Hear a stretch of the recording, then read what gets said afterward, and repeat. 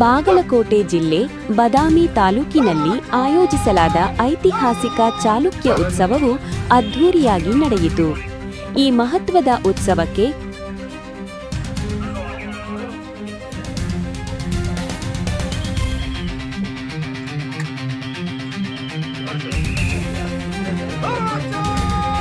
ಮೇಲೆ ಎಲ್ಲ ಗಣ್ಯರು ಸಹ ಆಗಮಿಸುತ್ತಿದ್ದಾರೆ.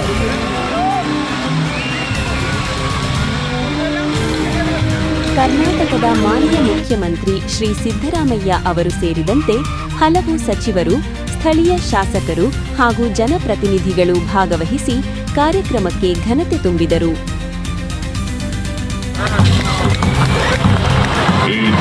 ಈ ಸದ್ದು ವೇದಿಕೆಯ ಬಲಭಾಗದಲ್ಲಿರ್ತಕ್ಕಂಥ ಬಾದಾಮಿಯ ಗುಹೆಗಳು, ಇತಿಹಾಸದ ಗುಹಾಂತರಗಳಲ್ಲಿ ಅಡಗಿರತಕ್ಕಂಥ ಎಲ್ಲ ಕ್ಷಣಗಳನ್ನ ನಮಗೆ ನೆನಪಿಸ್ತಾ ಇದೆ.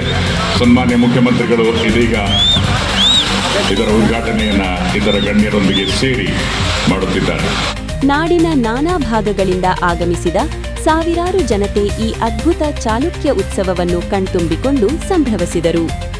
ಚಾಲುಕ್ಯರ ಐತಿಹಾಸಿಕ ವೈಭವ, ಸಂಸ್ಕೃತಿ ಮತ್ತು ಪರಂಪರೆಯನ್ನು ಪ್ರತಿಬಿಂಬಿಸುವ ವಿವಿಧ ಸಾಂಸ್ಕೃತಿಕ ಕಾರ್ಯಕ್ರಮಗಳು, ಮೆರವಣಿಗೆಗಳು ಮತ್ತು ಕಲಾತ್ಮಕ ಪ್ರದರ್ಶನಗಳು ಜನಮನ ಸೆಳೆಯುವಂತಿದ್ದವು.